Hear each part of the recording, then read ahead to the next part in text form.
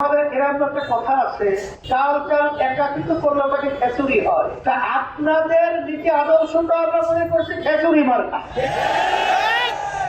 এই খেচুড়ি মার্কার নীতি আদর্শের মাধ্যমে কখনো দেশ উন্নয়ন হতে পারে না, উন্নত হতে পারে না, উন্নয়ন পায় না। আওয়ামী লীগ চেয়েছিল ধর্মনিরপেক্ষতাবাদের মাধ্যমে রাষ্ট্র পরিচালনা করতে। বিএনপি চায় জাতীয়তাবাদ এর মাধ্যমে রাষ্ট্র পরিচালনা করবে। আমেরিকান সহ অন্যান্য যারা বামদল রয়েছে, লেনিন, কার্ল মার্কস, মাওসেতুংয়ের নীতি আদর্শ অনুযায়ী রাষ্ট্র পরিচালনা করবে।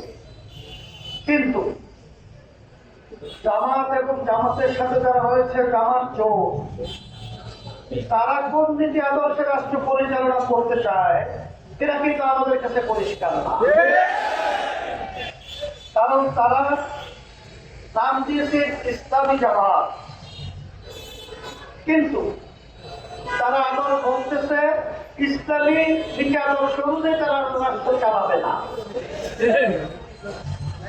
নাম হলো ইসলাম, আর রাষ্ট্র পরিচালনা করবে কোন নীতি আদর্শ এটা আমাদের কাছে পরিষ্কার নয়। আমি জামাত সহ যারা জোটে রয়েছেন তাদেরকে পরিষ্কার করছি যে আপনারা পরিষ্কার করে আপনারা কোন নীতি আদর্শ অনুযায়ী আপনারা রাষ্ট্র চালাবেন এটা বাংলাদেশের মানুষ জানতে চায়। আপনার পদ্ধতিতে দেশ চালাতে চান,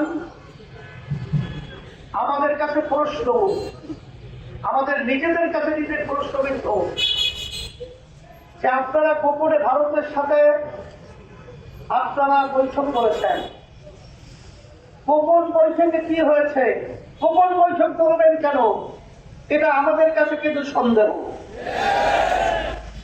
আপনারা আমেরিকার সাথে বৈঠক করেছেন, তাও আবার গোপন। তা আমেরিকার সাথে গোপন বৈঠক করে আপনারা কোন ঘাসে রাষ্ট্র চালাবেন সেটাও কিন্তু জাতি জানতে চায়। তবে আমি পরিষ্কার ভাবে বলছি যে আমাদের গ্রামে একটা কথা আছে, চাল চাল একাকিত্ব করলে ওটাকে খেচুড়ি হয়। তা আপনাদের নীতি আদর্শটা আমরা মনে করছি খেচুড়ি মার্কা। এই খেচুড়ি মার্কার নীতি আদর্শের মাধ্যমে কখনো দেশ উন্নয়ন হতে পারে না, উন্নত হতে পারে না, উন্নয়ন পায় না।